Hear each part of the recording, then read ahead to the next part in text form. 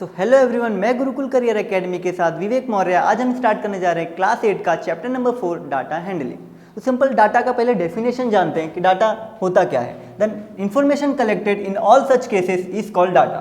किसी भी केसेस में आपको अगर इंफॉर्मेशन मिल रहा है तो आपका क्या होगा, डाटा होगा। फॉर एग्जाम्पल कि आपके क्लास में आपके टीचर्स आपको आपके सब्जेक्ट का मार्क्सिस बता रही है तो वो मार्क्सिस आपका क्या होगा, डाटा होगा।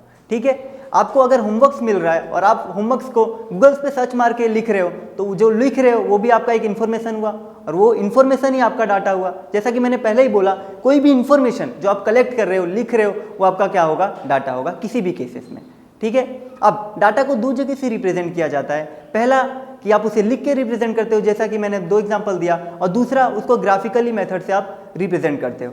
ठीक है, तो इस पर्टिकुलर लेसन में आपको 4 ग्राफ को फॉलो करना है, 4 ग्राफ को ही देखना है। तो पहला ग्राफ है आपका पिक्टोग्राफ। पिक्टोग्राफ क्या होता है कि सिंपल आप पिक्चर के बेसिस पे अपने ग्राफ को रिप्रेजेंट करते हो तो आपका क्या होगा, पिक्टोग्राफ होगा। और सेकंड है आपके पास बार ग्राफ। बार ग्राफ में क्या होता है, कोई भी इंफॉर्मेशन आप इंडिविजुअली अलग अलग कर रहे हो और उस इंफॉर्मेशन को ग्राफ के ऊपर रिप्रेजेंट कर रहे हो तो आपका सिंपल होगा बार ग्राफ। ठीक है, थर्ड है आपका डबल बार ग्राफ। तो डबल बार ग्राफ क्या होता है, एक ही डाटा का 2 बार इंफॉर्मेशन देके रखे तो वो होता है आपका double bar graph. Circle graph और पाई चार्ट, हमारा लास्ट है सर्कल ग्राफ और पाई चार्ट। तो सर्कल ग्राफ और पाई चार्ट दोनों इक्वल ही है, हम उसे दोनों में से कुछ भी बोल सकते हैं।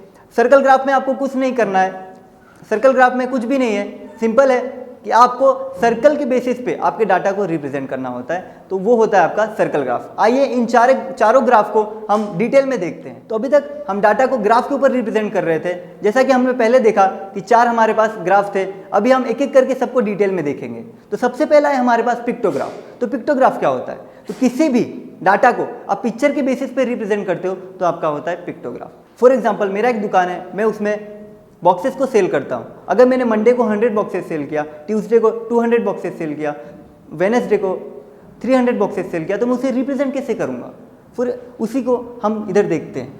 ठीक है, तो सबसे पहले आप एक इमेज को किसी से भी रिप्रेजेंट कर दोगे। जैसे कि मेरा बॉक्स का इमेज है, अगर मैं इसे 100 बॉक्सेस के साथ इक्वल कर देता हूँ। ठीक है, मैंने एक इमेज को 100 बॉक्सेस के साथ इक्वल कर दिया। अगर मैं कहीं पे भी मैं अपने डाटा के अंदर अगर एक बॉक्सेस बना दूंगा तो मेरा कितना होगा, 100 बॉक्सेस होगा। ठीक है, तो एक एग्जांपल लेते हैं। मंडे को मैंने 100 बॉक्सेस सेल किया, ट्यूसडे को मैंने 200 बॉक्सेस सेल किया और वेडनेसडे को मैंने 150 बॉक्सेस सेल किया। ठीक है, अभी ये मेरा हो गया एक डाटा। अब मैं इसे पिक्टोग्राफ में रिप्रेजेंट कैसे करूंगा, आइए वो जानते हैं। ठीक है, तो सबसे पहले आप डेज लिख दोगे। ठीक है, अब आपको पिक्टोग्राफ में रिप्रेजेंट कैसे करना है। तो मंडे को मैंने कितने बॉक्सेस सेल किए थे, 100 बॉक्सेस, और मैंने आपको बताया कि इमेज में मैंने एक बॉक्सेस को कितना ले लिया है, 100 बॉक्सेस ले लिया है। तो सिंपल मैं यहाँ पे एक इमेज बना दूंगा तो मेरा किसके इक्वल हो जाएगा, 100 बॉक्सेस के इक्वल हो जाएगा। ठीक है, अब सेकंड है आपके पास, ट्यूसडे को आपने कितने बॉक्सेस सेल किए, 200 बॉक्सेस सेल किए। तो सिंपल वही है, अब मैंने एक बॉक्सेस को कितने पे रिप्रेजेंट किया था, 100 बॉक्सेस पे रिप्रेजेंट किया था। तो मैं यहाँ पे कितना बॉक्सेस बना लूंगा, 2 बॉक्सेस बना लूंगा, तो मेरा कितना हो जाएगा, 200 बॉक्सेस हो जाएगा। ठीक है, वो मेरा किसके इक्वल हो जाएगा, 200 बॉक्सेस के इक्वल हो जाएगा, क्योंकि मैंने पहले ही इमेज को 100 बॉक्सेस से इक्वल कर दिया। ठीक है, अब लास्ट वाला देखो, ये थोड़ा कॉम्प्लिकेटेड है कि वेडनेसडे को मैंने 150 बॉक्सेस सेल किया। अब बॉक्सेस को तो मैंने 100 बॉक्सेस सेल किया, मतलब एक बॉक्सेस के इमेज को मैंने 100 बॉक्सेस तो ले लिया, बट मैं 50 का क्या करूंगा। तो सिंपल है, मैं इस बॉक्सेस का हाफ कर दूंगा तो मेरा क्या हो जाएगा, 50 हो जाएगा। देखिए यहाँ पे ये मेरा फुल बॉक्स है, उसको मैं 100 मांग रहा हूँ। एक बॉक्सेस को मैंने 100 बॉक्सेस मांगना, अभी मैं इसका हाफ कर दूंगा तो मैं इसके साथ डिवाइड बाय 2 कर दूंगा। तो डिवाइड बाय 2 करूंगा तो मेरा आंसर कितना आएगा, 50।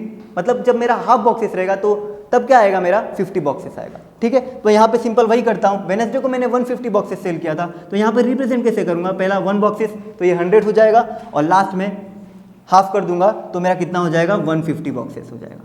ठीक है, बस इसके अंदर यही कॉम्प्लिकेटेड था। अब हम देखते हैं सेकंड वाला। तो सेकंड है आपके पास बार ग्राफ। तो बार ग्राफ होता क्या है, तो किसी भी डाटा को आप अलग अलग करके ग्राफ के अंदर रिप्रेजेंट कर रहे हो, वो सिंपल होगा आपका बार ग्राफ। ठीक है, बार ग्राफ के अंदर 2 लाइन होता है, ये लाइन आपका एक्स एक्सिस होगा और ऊपर वाला लाइन आपका वाई एक्सिस होगा। ठीक है, अब रैंडमली मैं एक एग्जांपल लेता हूं सब्जेक्ट के मार्क्सेस का। ठीक है, 25 मार्क्स का पेपर था, तो यहां पे मैं लिख देता हूं सब्जेक्ट्स, यहां पे मैं लिख देता हूं मार्क्स।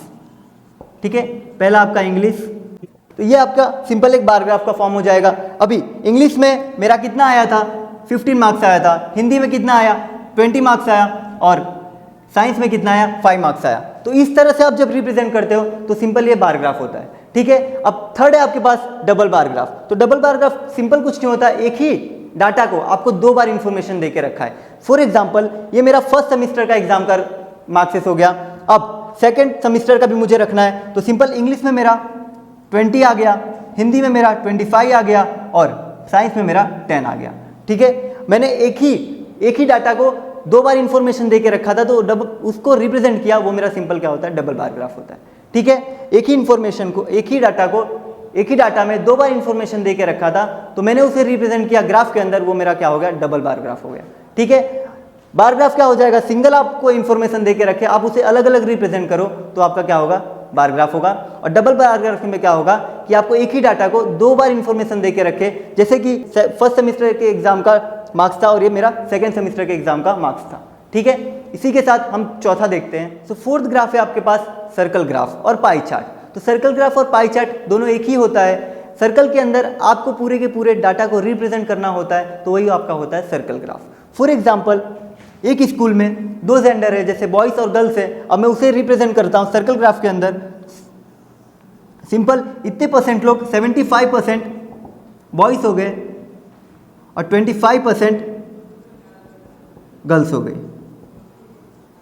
तो इस तरह आप सर्कल के अंदर पार्ट्स में डिवाइड करके आप अपने डाटा को रिप्रेजेंट करते हो, तो वो आपका होता है सर्कल ग्राफ, और आप उसे पाई चार्ट भी बोल सकते हो।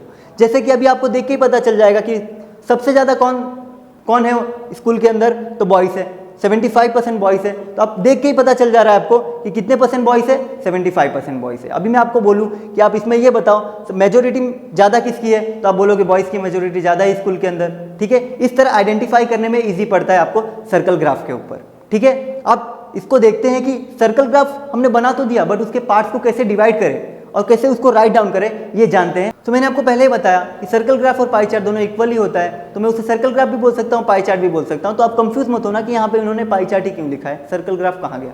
तो अभी मैं आपको बताने जा रहा हूँ कि आप जो सर्कल के अंदर हर डाटा को डिफरेंट पार्ट्स में डिवाइड करते हो, ठीक है, हर एक डाटा को डिफरेंट पार्ट्स में डिवाइड करते हो, तो वो कैसे करते हो, तो उसके पीछे भी एक मेथड है जो हम यहाँ पे सीखेंगे, ड्राइंग पाई चार्ट। ठीक है, तो सबसे पहला एक एग्जाम्पल लेते हैं।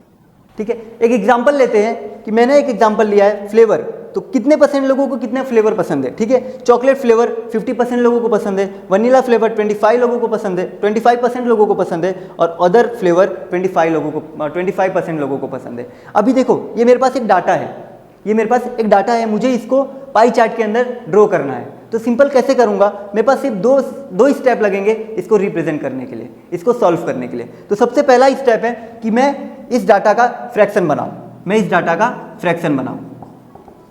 ठीक है, मैं इस डाटा का फ्रैक्शन बनाऊं। तो सिंपल ये परसेंटेज में इसका फ्रैक्शन कैसा हो जाएगा, 50% है, तो फ्रैक्शन कैसा हो जाएगा 50/100। ठीक है, अगर ये फ्रैक्शन परसेंट में नहीं होता तो आप क्या करते, डायरेक्ट जो टोटल आता है वो उसके नीचे डाल देते, तो आपका फ्रैक्शन बन जाता। ठीक है, ये मेरा परसेंट है तो इजी हो जाएगा। परसेंट में कितना, 50/100, परसेंट को मैंने फ्रैक्शन में कन्वर्ट कर दिया, तो 50/100 हो गया। अब एज इट इज 25 को भी मैं 25 परसेंट में है तो उसको मैं फ्रैक्शन में कर दूंगा, तो नीचे 100 आ जाएगा। अब थर्ड वाला 25% है, तो उसको भी मैं जब कन्वर्ट करूंगा फ्रैक्शन में तो क्या आ जाएगा, एज इट इज 2500 आ जाएगा नीचे। ठीक है, अब ये जो कट रहा है, जहाँ जहाँ पे कटे वहाँ पे काट दो, नहीं कट रहा है तो छोड़ दो। ठीक है, अभी ये कट रहा है 51 जा 52 जा, ठीक है, तो इसका फ्रैक्शन क्या आ गया, 1/2। ठीक है, अब ये सेकंड वाला भी कट रहा है 25 1 जा 25 4 जा, तो इसका फ्रैक्शन क्या आ गया, 1/4। सेम एज इट इज ये भी है 25 1 जा 25 4 जा, तो इसका फ्रैक्शन क्या आ गया, 1/4। अब ये तो मेरा पहला स्टेप था। अब दूसरे स्टेप में आपको क्या करना है, जो आपको फ्रैक्शन मिल रहा है उसको आपको मल्टीप्लाई करना है 360 के साथ। ठीक है, तो ये मेरा फ्रैक्शन है, उसको मैं मल्टीप्लाई कर दूंगा 360 के साथ। ठीक है, जो मेरा फ्रैक्शन था मैं उसे मल्टीप्लाई कर दूंगा 360 के साथ। तो मेरा फ्रैक्शन क्या है पहले वाले का, 1/2, उसको मल्टीप्लाई कर दूंगा 360 के साथ। ठीक है, तो आंसर क्या आएगा मेरा, अब 2 360 को कट कर देगा 180 जा पे। ठीक है, 180 जा पे कट कर देगा, तो 180 डिग्री क्यों आएगा, क्योंकि मैंने डिग्री को कट किया है। ठीक है, अब सेकंड वाला देखते हैं, 1/4 × 360। अब 4 किसको कट कर रहा है, 360 को कट कर रहा है, कितने पे, 90 जा पे। ठीक है, तो यहाँ पे क्या आएगा, 90 डिग्री आ जाएगा। ठीक है, अब सेम एज इट इज 4 वाला भी है, थर्ड वाला भी है 360, तो 1 जा 90 जा, तो आंसर क्या आ जाएगा 90 डिग्री। ठीक है, अब मुझे डिग्री मिल चुका है, अब मुझे डिग्री मिल चुका है। सिंपल, मैं इस डिग्री को सर्कल के अंदर रिप्रेजेंट कर दूंगा। ठीक है, तो मेरा क्या हो जाएगा, डाटा के एंट्रीज आ जाएंगे हर पार्ट्स में डिवाइड होके। ठीक है, तो सिंपल मैं एक सर्कल बनाऊंगा। ठीक है, मैं एक सर्कल बनाऊंगा। अब सेंटर से लेके लाइन ड्रॉ करूंगा, मतलब एक मेरा रेडियस बनाऊंगा। अब मैं प्रोटेक्टर को बीच में यहाँ पे रखूंगा, सेंटर पे प्रोटेक्टर को रखूंगा और 180 डिग्री ड्रॉ करूंगा। तो सेंटर मैंने यहाँ पे रखा तो मेरा 180 डिग्री यहाँ पे आएगा। तो सिंपल मैं इसको ज्वाइंट कर दूंगा। तो ये पहला मेरा क्या हो गया, चॉकलेट फ्लेवर का, चॉकलेट फ्लेवर का पहला मेरा डाटा रिप्रेजेंट हो चुका है चॉकलेट फ्लेवर का। अब दूसरा, मैं प्रोटेक्टर को यहाँ पे रखूंगा और एक लाइन ड्रॉ करूंगा 90 डिग्री पे। तो जब मैं एक लाइन ड्रॉ करूंगा ना, तो ये भी 90 हो जाएगा और ये भी 90 हो जाएगा। ठीक है, अब वो क्यों होगा, क्योंकि सर्कल का जितना, सर्कल के अंदर का डिग्री 360 होता है। सर्कल के अंदर का डिग्री सम करोगे तो 360 होगा। तो सिंपल मेरा 180 यहाँ पे निकल चुका था, 90 यहाँ पे निकल जाएगा, तो यहाँ पर अभी 90 बन जाएगा। तो सिंपल है, मुझे सेकंड वाले वनीला के लिए मुझे कौन सा डिग्री चाहिए था, 90 डिग्री।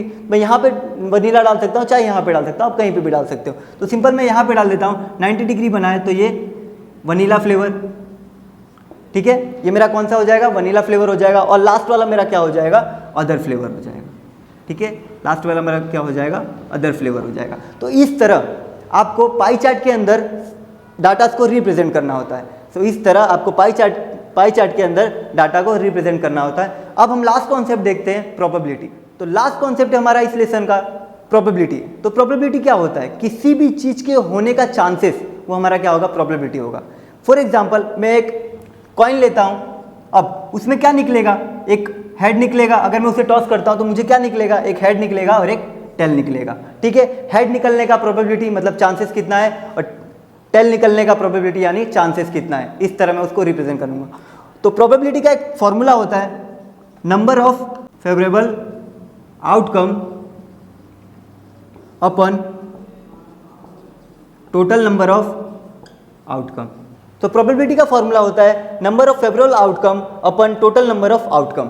ठीक है, फेवरेबल मतलब जो आप चाहते हो, फेवरेबल मतलब जो आप चाहते हो। जैसे कि मैं आपको एग्जांपल दूं कि मैं एक कॉइन को टॉस कर रहा हूं और हेड ही आना चाहिए।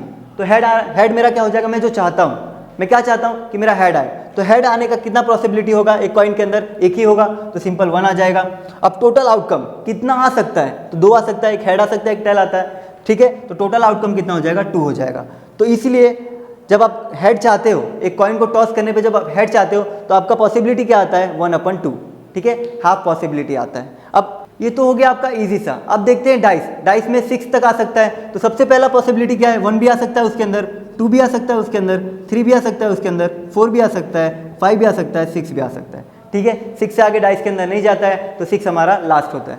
ठीक है, अब मैं आपको बोलूँ कि मुझे 5 चाहिए, मुझे सिर्फ 5 चाहिए, तो क्या होगा कि number of favourable outcome, favourable मतलब क्या होता है, जो मुझे चाहिए। तो मुझे क्या चाहिए, 5। तो 5 कितनी बार आ सकता है, एक बार डाइस को घुमाओगे तो कितनी बार आ सकता है, एक ही बार आ सकता है। ठीक है, एक ही बार आ सकता है। मैं यहाँ पे कर रहा हूँ तो एक ही बार आ सकता है, बट उसका टोटल आउटकम कितना है, तो टोटल आउटकम 1 भी आ सकता है वहाँ पे, 2 भी आ सकता है, 3 भी आ सकता है, 4 भी आ सकता है, 5 भी आ सकता है, 6 भी आ सकता है। तो टोटल आउटकम कितना हो जाएगा, सिंपल 6 हो जाएगा। ठीक है, टोटल आउटकम कितना हो जाएगा, 6 हो जाएगा। तो ये मेरा क्या हो जाएगा, 1/6 हो जाएगा। ठीक है, 1/6 हो जाएगा। अब ये तो इजी सा था ये भी। अब थोड़ा कॉम्प्लिकेटेड देखते हैं कि मैं ऐसा बोलूं कि मुझे 3 से छोटा नंबर चाहिए, 3 से छोटा नंबर चाहिए। तो 3 से छोटा नंबर कितना है, 1 और 2। 3 से छोटा नंबर कितना है, 1 और 2।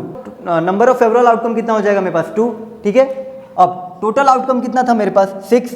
तो सिंपल 6 आ जाएगा। अब ये कटेगा, 1 जा 3 जा 1 जा और 3 जा, तो 1/3। ठीक है, अभी 3 से, अभी मैं ऐसा बोलूँ कि 3 से कम आने की पॉसिबिलिटी कितना है, तो सिंपल मैं क्या बोलूँगा, 1/3। 1/3% चांस है या फिर 1/3 पॉसिबिलिटी है कि मेरा 3 से कम आएगा। ठीक है, सो इसी के साथ इस लेसन का इंट्रोडक्शन खत्म हो गया। मिलते हैं इसके एक्सरसाइज के वीडियोस में, तब तक के लिए बाय बाय, टेक केयर।